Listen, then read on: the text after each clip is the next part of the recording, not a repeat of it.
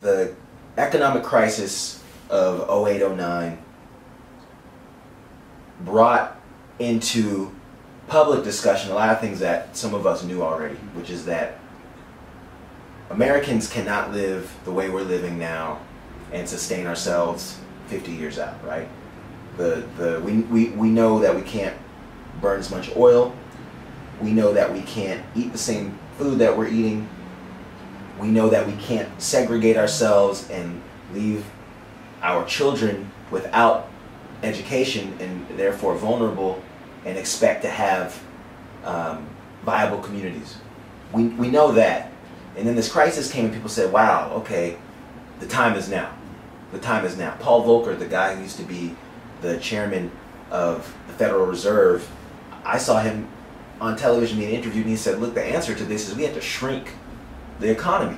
We have to stop making and consuming as much as we do. Now, you won't hear Obama's advisors say that publicly right now because it's bad politics, but they know that what you have to do is exactly what Pat Buchanan and people on the far right are extremely afraid of, and that is you have to Europeanize to some extent.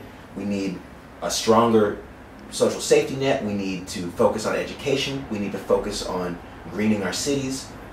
And along with that, you have to focus on what that really means is you focus on the quality of people's lives rather than the quantity of the goods that they can consume. And to me, that is what the vibrant part of Oakland does. On our best days, we create fun, engaging, beautiful experiences with each other that are not about what we own, what we can consume, but it's about coming together with other people, learning about yourself, connecting with your culture.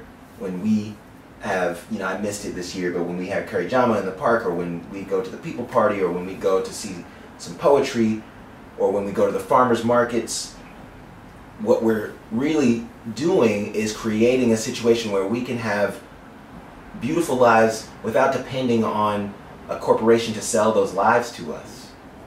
And when the economic incentives and systems, from the food system to our banking and how we fund our schools and all those things, when those connect with this cultural thread, we will be unstoppable as a model city. I really do think that.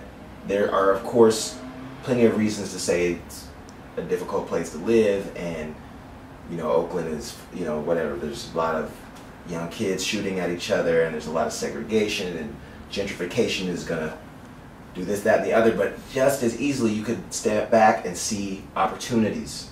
You could see opportunities, and that's what I see. So I think that that's the way forward for us, is to think of ourselves as a model city to the rest of the world, the entire world.